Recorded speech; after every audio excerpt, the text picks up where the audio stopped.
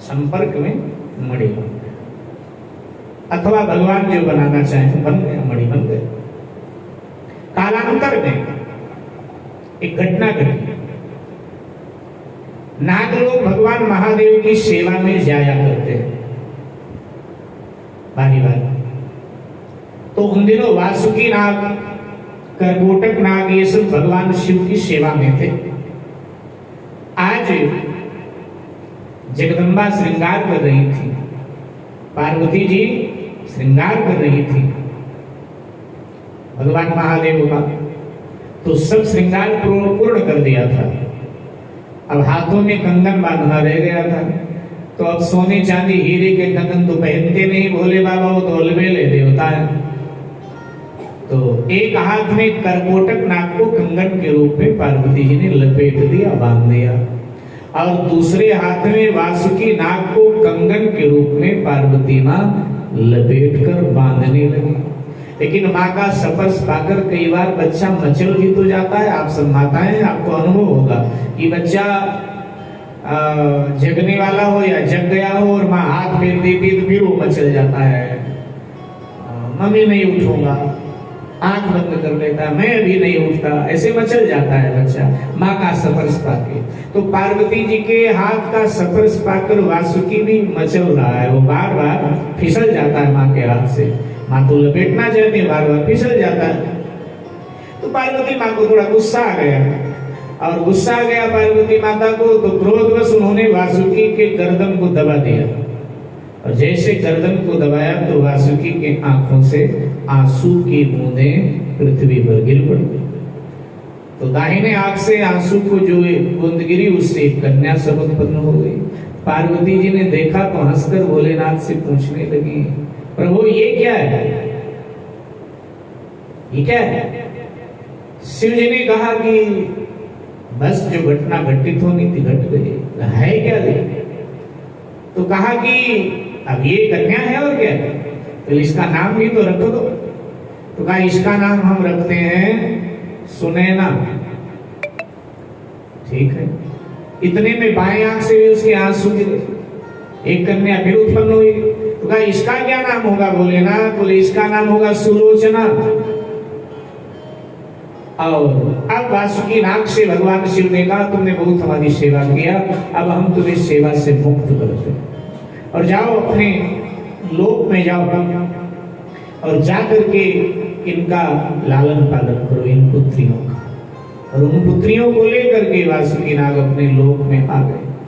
पुत्रियां धीरे धीरे बड़ी। वासुकी नाग ने भगवान की आराधना की, और भगवान की आराधना किया तो भगवान ने वासुकी नाग को अनेक भेंट उपहार दिया। उसमें वो मणि भी भगवान ने प्रदान कर दिया। कौन सी मणि? जो गणेश जी के सिर से निर्मित हो गई थी, वो मणि भी प्रदान वासुकी नाग ने। कालांतर में जो बड़ी बेटी है सुनैना, उसका विवाह महाराज जनक जी से किया, और जब महाराज जनक जी से किया तो उसके उस मणि से आभूषण बनवाए, उस मणि से आभूषण बनवाए। एक मुद्रिका बनी उस मणि से, और दूसरी चूड़ामणि बनी, और ये दोनों उन्होंने कन्यादान में अपनी बिटिया को प्रदान किया। किसको प्रदान किया? सुनैना को, अपनी बिटिया को प्रदान कर। समय आगे बढ़ा। कालांतर में जब सीता जी का विवाह हुआ तो सुनैना जी ने ये दोनों विशेष आभूषण, क्योंकि ये विशेष है, ये दोनों विशेष आभूषण उन्होंने सीता जी को प्रदान किया, और कहा इन आभूषणों का त्याग मत कर, अपने पास रखना। ये प्रसाद है, एक प्रकार से आभूषण नहीं, ये प्रसाद है, और प्रसाद का त्याग नहीं किया है। सीता जी ने कहा ठीक।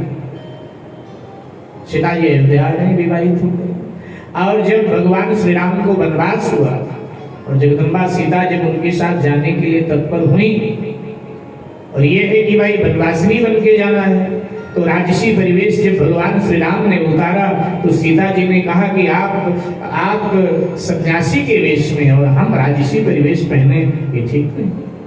मेरे पति जिस वेशभूषा में रहेंगे मैं तो वैसे रहूंगी। तो उन्होंने भी राजसी परिवेश उतार दिया, सभी आभूषण उतार दिए, लेकिन ये दोनों तो प्रसाद है विशेष, इसलिए चूड़ामणि नहीं उतारी और वो मुद्रिका भी उन्होंने अपनी उंगली में डाल के रखा, ये प्रसाद है तो इसको नहीं उतारा। और जब आगे केवट भैया पांव धोता है भगवान के, वो प्रसंग आप सब जानते, बड़े प्रसिद्ध प्रसंग है। केवट भैया जब भगवान के चरण धोता है, बड़ी चतुराई से वो चरण धो लेता है भगवान का। पहले तो ठाकुर जी आनाकानी करते हैं, लेकिन जब देखते हैं कि इसकी जिद है और ये भक्त है भीतर से मेरा, तो फिर वो चरण दे देते हैं।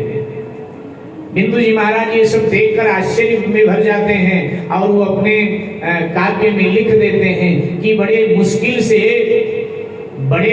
से इस चरण का जल शिव और ब्रह्मा को भगवान ने दिया था, लेकिन वही भगवान आज भक्त केवट के द्वार पर मुक्त रूप से अपना चरण धुलवा रहे हैं आनंद के साथ। भक्ति कितनी श्रेष्ठ है, भक्ति भगवान को अपने वश में कर लेती है।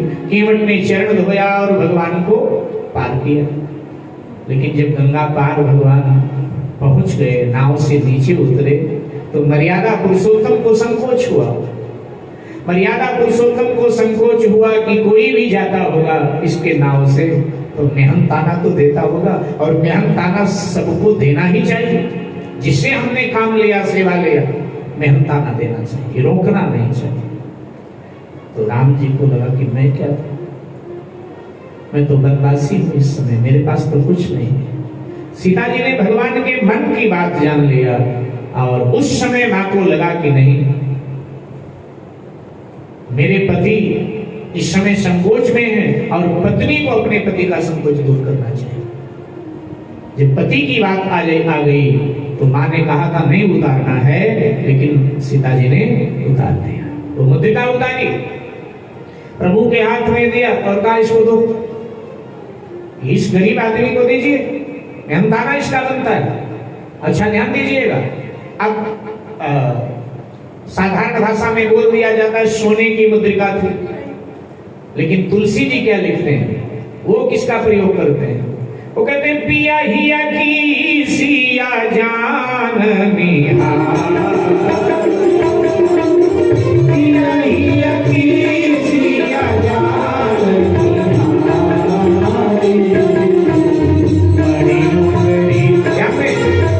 मणि मुंदरी मन मुदित उतारी, मणि मुंदरी मन मुदित उतारी, मणि मुंदरी मन मुदित उतारी, मणि मुंदरी मन मुदित उतारी, कृपाल लेहु उतराई, कहु कृपाल लेहु उतराई, केवट चरण कहु अपुराई, केवट चरण कहु अपुराई, नाथ आज मैं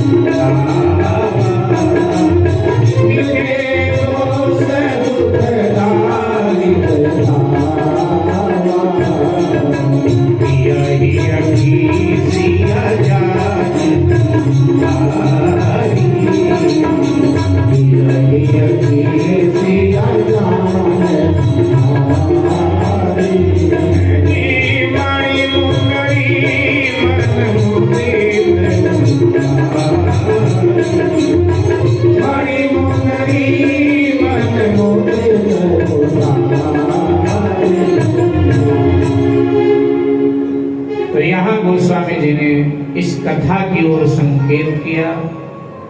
मुद्रिका किससे निर्मित है? तो मानसकार ने कहा मणि मुंदरी, जो मणि से निर्मित मुद्रिका थी वो मां ने उतार कर प्रभु को दिया और कहा केवट को दो। और ठाकुर जी जब केवट को देने लगे, केवट भैया ने दौड़कर चरण पकड़ दिया, कहा प्रभु आज कुछ बाकी बचा जो मुझे ना मिला।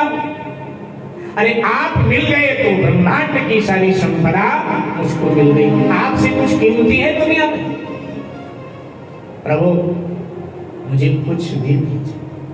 और ध्यान देना बहन, भौतिक रूप से केवट बहुत गरीब है, भौतिक रूप से उसको उसके बाल बच्चों को बड़ी मुश्किल से रोटी नसीब होती, दिन भर मेहनत कर, पहनने को तन पर ढंग के कपड़े नहीं, लेकिन भीतर से बड़ा अमीर आदमी है, इसलिए भगवान को भी कह देता है नहीं चाहिए कुछ भी, नाथ आज मैं कहा। भगवान ने दबाव डाला, तब भी वो कह देता अब कछुनाथ न चाहिए मोरे दीन दयाल तमुरा। जो मुझे चाहिए था मिल गया, मुझे आपके श्री चरण चाहिए थे वो मुझे मिल गए, बाकी और कुछ मुझे चाहिएगा कुछ नहीं चाहिए। तो यहां जो मैं बताना चाहता था आपको कि ये हुआ ये मुद्रिका, और दूसरा आभूषण है चूड़ा मणि, वहां भी मणि लगा, नहीं तो चूड़ा ही बोल दिया जाता, शीश में लगाया जाता है, लेकिन मणि से निर्मित है इसलिए उसका नाम है चूड़ा मणि। वो हनुमान जी को निशानी के रूप में मां देते थे। जब हनुमान जी मुद्रिका वहां पहुंचा देते हैं, जब हनुमान जी मुद्रिका वहां पहुंचा देते हैं तो मां को निशानी के रूप में चूड़ामणि उतारी तब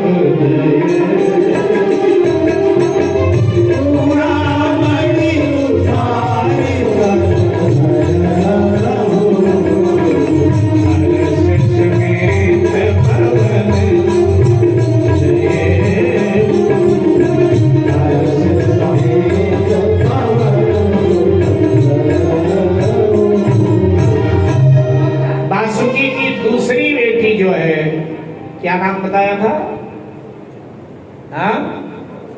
सीताराम, सुलोचना।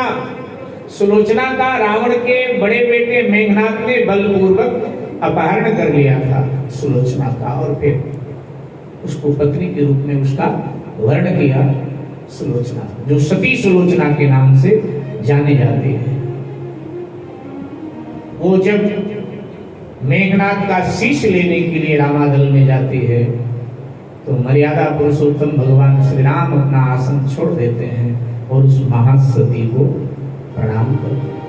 प्रणाम दो कारणों से करना पड़ा उनको, एक तो महासती है और भगवान श्री राम तो नारी जाति को सम्मान देते ही, तो मर्यादा पुरुषोत्तम है, उनके लिए तो हर नारी मां की तरह, इसलिए भी सम्मान देना जरूरी था, सो दिया। और दूसरे अर्थों में वो सुनैना जी की बहन है, तो इस अर्थों में भी तो उसको सम्मान देना था। सीता जी की मौसी है तो इस अर्थों में भी तो उसको आदर देना था, प्रणाम करना था। मर्यादा पुरुषोत्तम ने उसकर उठकर उसको प्रणाम किया। और एक और बड़ी बात आपको बता करके, चरित्र की बात आपको बताते चलते हैं साथ में, कि जब लक्ष्मण जी का वाण लगा और मेघनाथ के दोनों हाथे कट के सुलोचना के महल के द्वार पर गिरे और शीश कटकर भगवान श्री राम की गोद में गिरा, और जब सुलोचना को सारा कारण मालूम चला तो रावण के दरबार में गई रोती हुई कि पिताजी शीश मंगा दीजिए मेरे पति का, 100 तो ले आए हैं सैनिक लोग, हाथ यही हमारे महल के द्वार पर, लेकिन शीश तो वहां है रामादल में, शीश मंगा दीजिए। तो रावण तो अहंकारी है, वो कह देता, कहता मैं मांगने शत्रु से भीख मांगने जाऊं, मैं नहीं जाऊंगा मांगने। अगर मैं रावण हूं तो कल राम लक्ष्मण का सर काट के ले आऊंगा, अहंकार उसका बोल रहा। सुलोचना ने कहा मुझे किसी का सर नहीं, मुझे अपने पति का सर चाहिए, तो मैं तो नहीं जाऊंगा। रावण ने मना किया। हाँ,